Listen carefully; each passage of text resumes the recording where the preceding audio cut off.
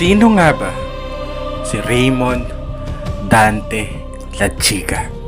Ano nga ba ang papel ni Lachica sa Vice President?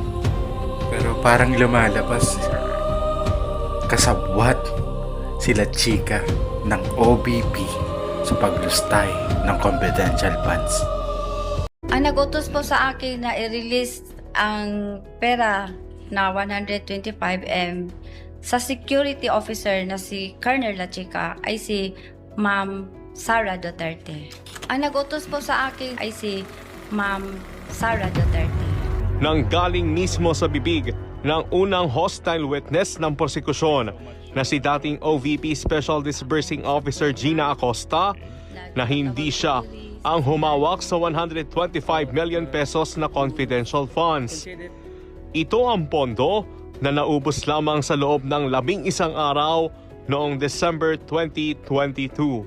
Kaya ang tanong, bakit niya ibinigay ito kay Colonel Raymond Lachica na isang security officer? Siya po ang eksperto, Your Honor, sa pagpatupad po ng confidential operation and activities, Your Honor. Ayon po kanino, ma'am? Ayon po sa Joint Circular, Your Honor. At saka ayon po sa utos ng Head of Agency. Nakasulat dyan na po pwedeng si Colonel Lachica as security officer yung mag-disburse ng confidential funds. Wala, Your Honor. Pinaalala rin ng prosekusyon ang kanyang dating pahayag noong 2024. And without the approval of the Vice President, will you give that to Colonel Lachica? Hindi po. Ang proseso, sinuri. Sino ang nag-utos? Sino ang nagproseso? Sino ang tumanggap? Ang money trail sinundan. Ang perang winidraw, isinilid sa 4 na bags na siyang dinala sa opisina ni Acosta at ibinigay kay Lachica.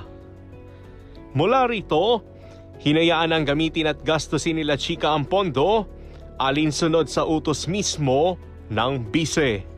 At kahit may input si Lachica kung anong ilalagay sa physical and financial plan, accomplishment report, liquidation report at certification kung tagumpay ang plano, Sa lahat ng mga dokumento isinumitin nyo sa COA, nakasaad ba dyan yung pangalan ni Colonel Lachica? Wala. generic ang good governance program